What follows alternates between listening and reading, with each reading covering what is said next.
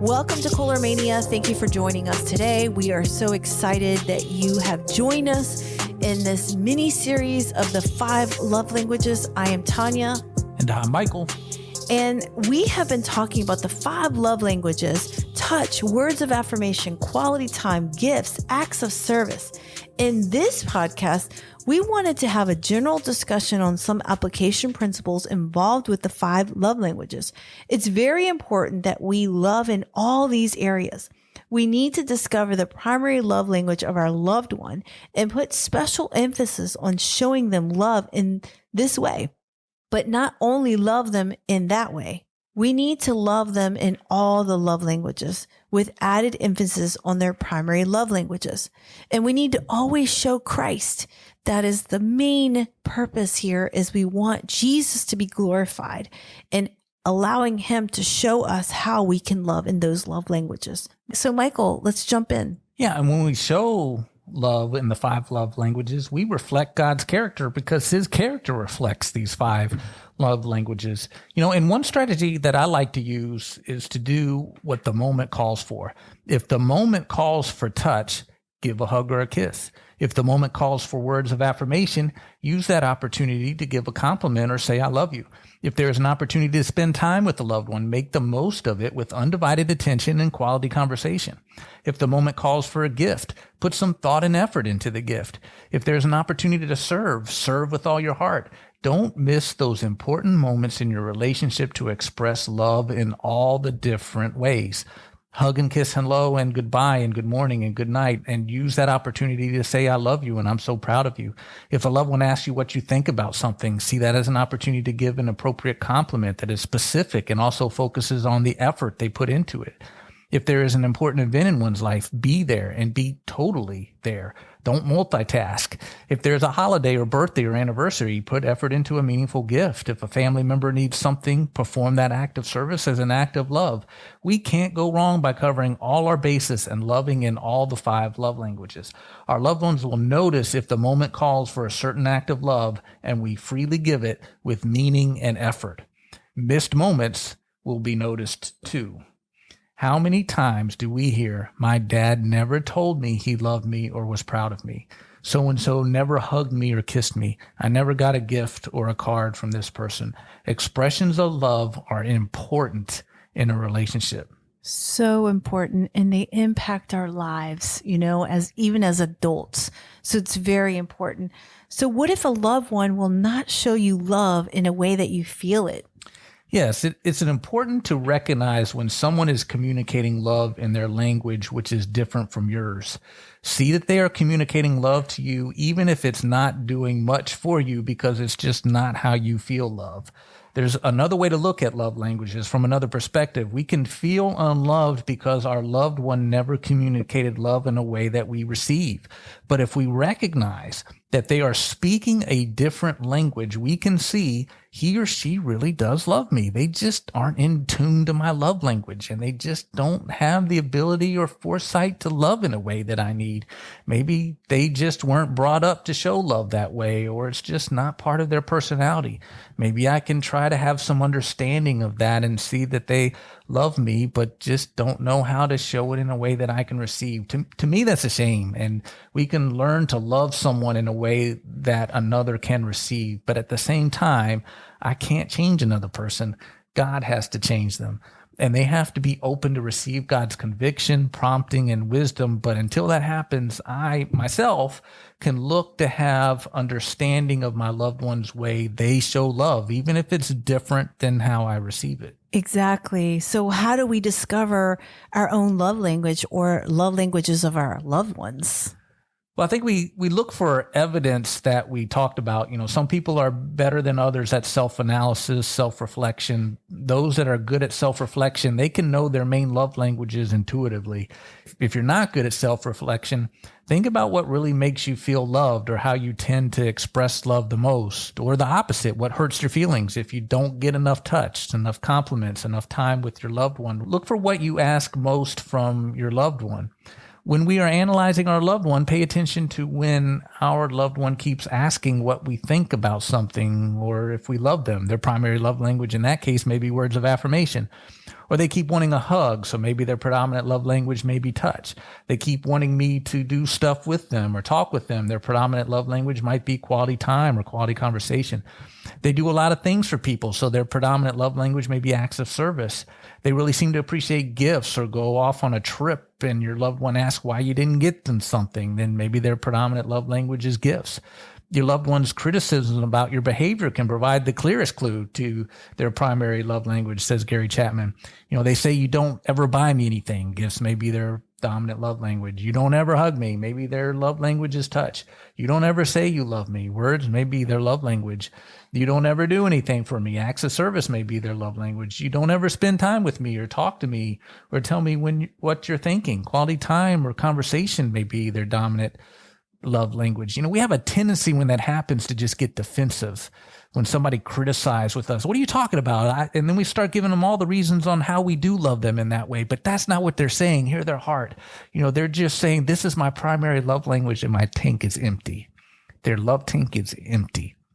And they are asking you for help to fill it. The person they love the most. Will you answer that call? Yeah, these are very important questions. And so, as I'm thinking through this, you are the only wife your husband has. You're the only husband your wife has. You're the only parent your child has. If you don't fill that role, there is no one else. Others can help compensate for this, but you're it. If you got married, be a spectacular spouse. If you have children, be a fantastic parent. God says in Psalm 68:6 that he puts the solitary in families. God created us for family, the family of Christ. And this first institution he created was the nuclear family. As members of the family, there are roles and responsibilities that he expects us to fill. And we're not to be overly needy and depend on others to satisfy our needs. But he did place healthy needs in us for each other, not just only a need for him, but a need for a church family and a need for a spouse and children and grandchildren. In a certain season, he calls us to be single. Whatever role he has called us to be in, we should fulfill that role with all our might. He is teaching us how to have a servant's heart, to look out for others and not just for ourselves. Part of that is knowing the love languages of our loved ones and loving them in a way that they can receive.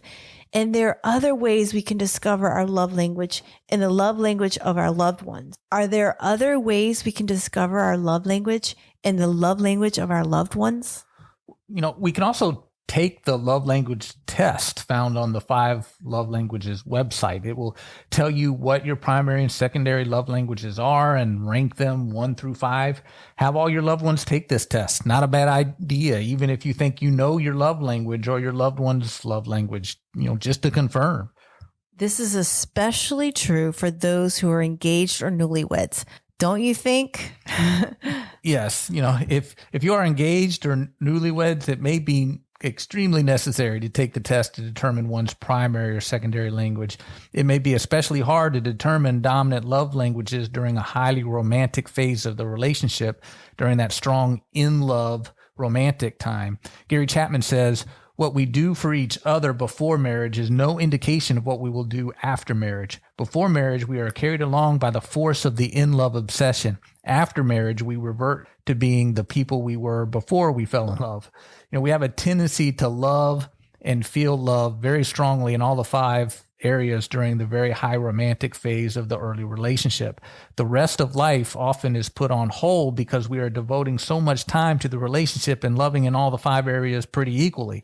This may obscure what our dominant love language is. It may be necessary to take the test to make sure what your dominant love languages are and ask your soon-to-be spouse to take the test and talk about the results. So what about the different dialects of the various love languages? Yes, remember that every love language has dialects. Your loved one is going to have a primary and probably a secondary love language, but in those primary love languages, they are going to have their own unique dialect or ways they express and receive love in that love language.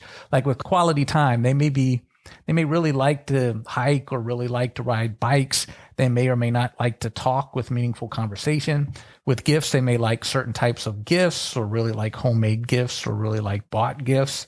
They may like a certain type of touch or a type of service. Gary Chapman says that the number of ways to express love within a love language is limited only by one's imagination, and people may have preferred ways to express love within a love language. And it's important for us to know that dialect as well as the primary and secondary love languages. But I mean, do love languages really change?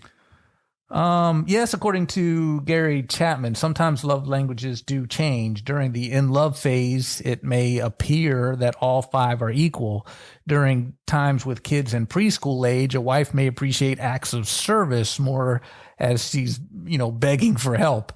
Sometimes somebody may go through a time of deep loss and need more hugs. Keep in mind that children can present a dominant love language, and that love language can seem to change as they get older. As we are discipling our children, it is very important that we train them in all the 5 love languages and model all these for them. So Gary Chapman says to still focus more on their dominant love language, but be sure to sprinkle in a healthy dose of all 5 of the love languages in your training throughout childhood and the teenage years.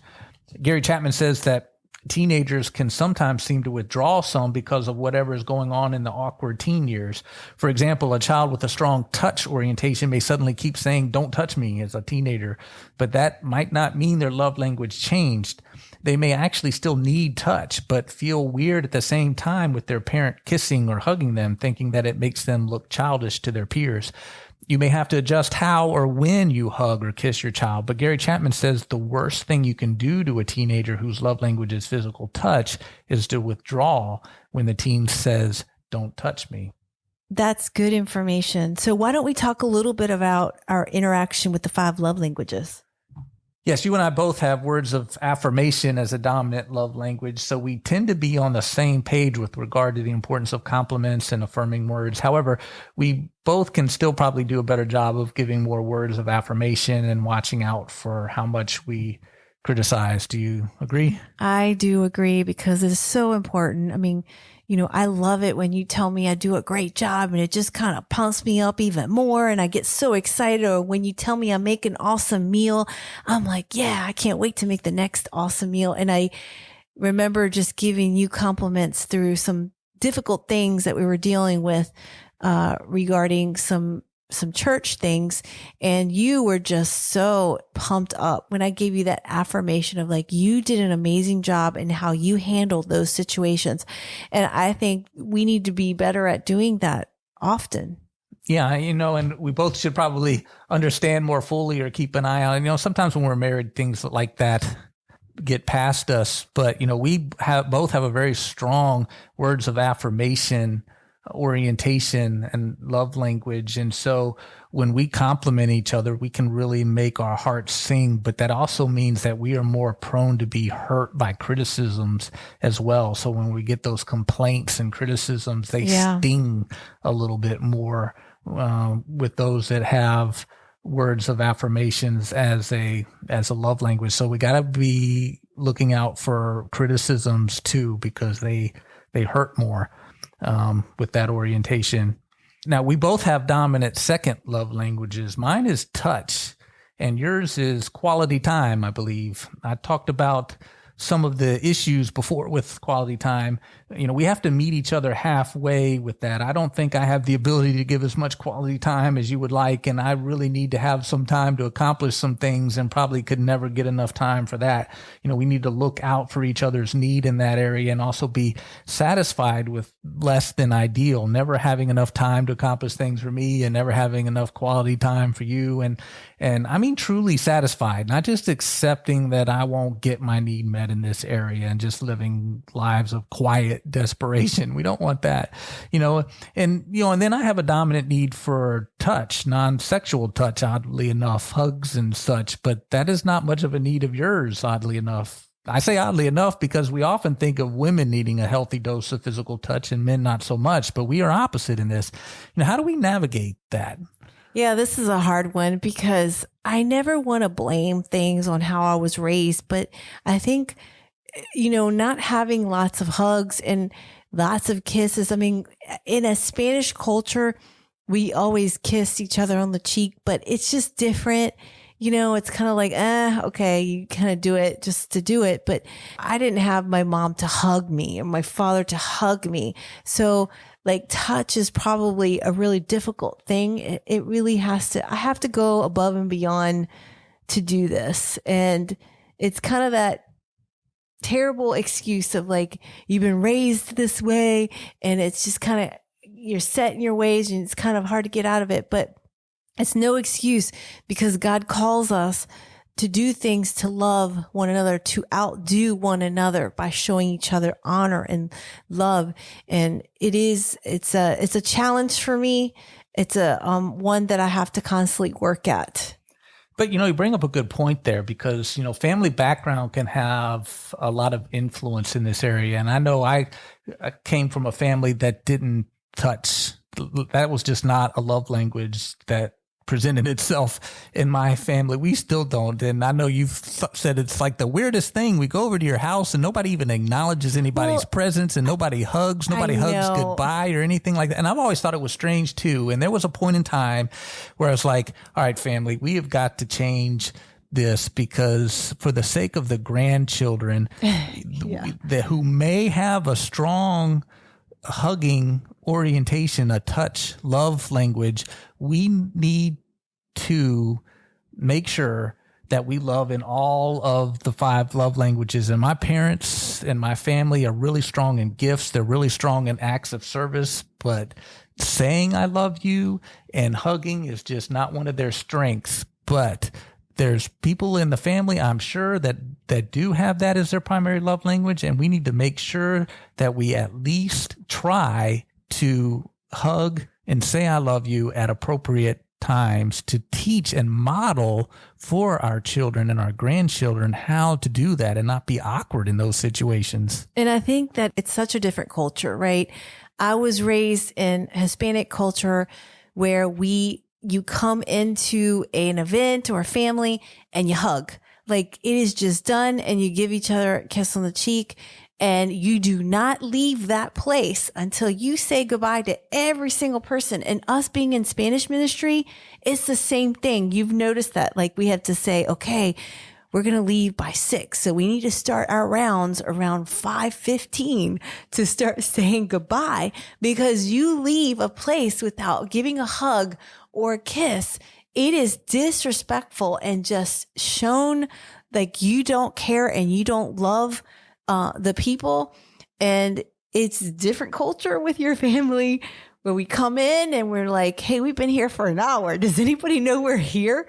And, it's just different. But even though I was raised that way, that is what I know. But my mom and my dad did not hug me all the time, or I didn't sit on their laps. And it's just different. There's a different touch there, that loving touch that I did not receive. But yeah, there's definitely a difference between our families.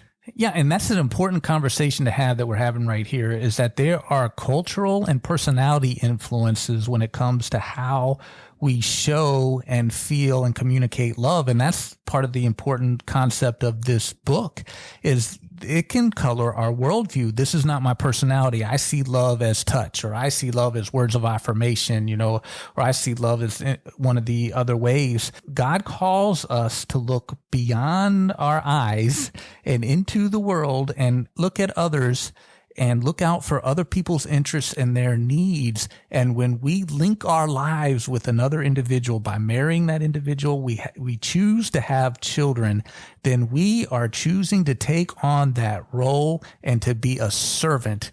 And that means when we're serving others, we got to look out for what their love needs are, and not just love them in a way that I communicate love, but love them in a way that they can receive love. So they grow up feeling loved from their father.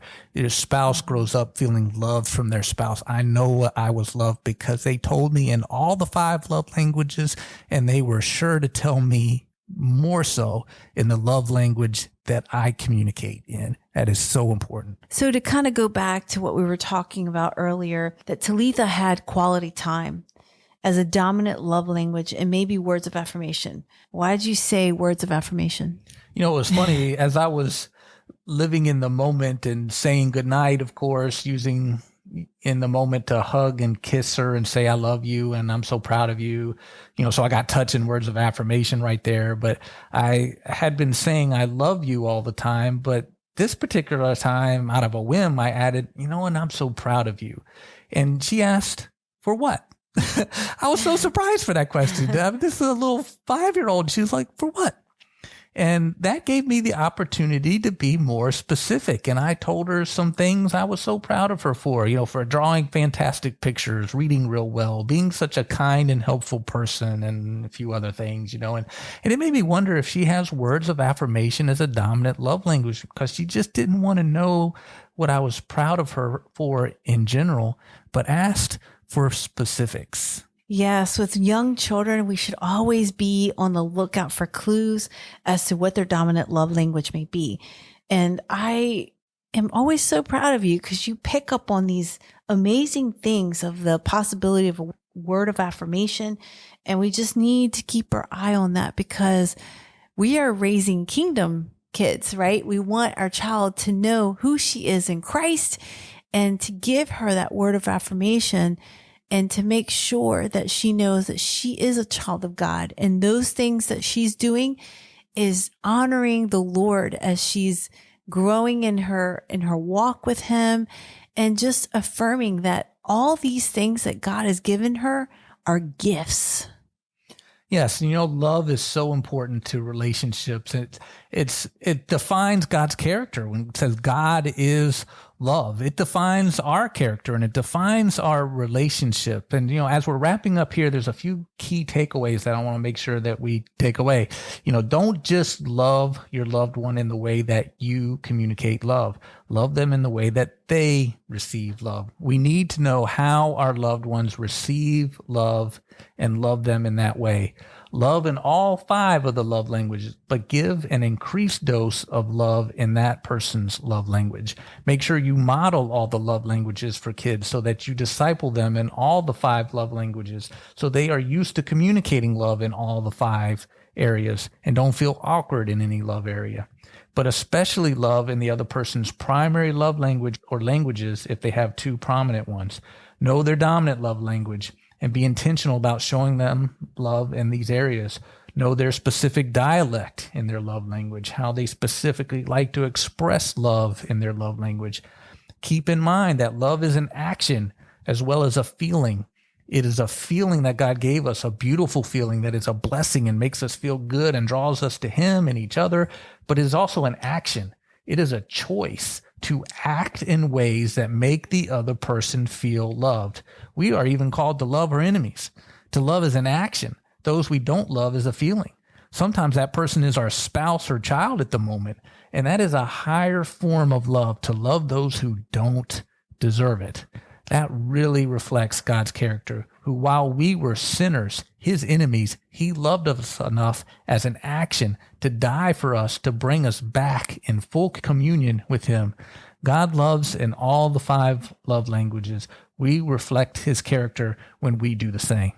This was an awesome series to go through, and I hope that our listeners truly take it to heart.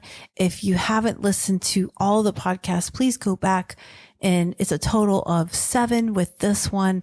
And we would love for you to just let it sink into your heart and allow the Lord to show you how to apply these love languages into your family, your children, your spouses, but just really learning about your heart, your relationship with the Lord, and how the Lord made you in those specific love languages. So we are so grateful that you're here, and share this podcast with others that may want to understand about love languages. So we are grateful that you're here. We appreciate it. And that ends this podcast. So until next time, God bless.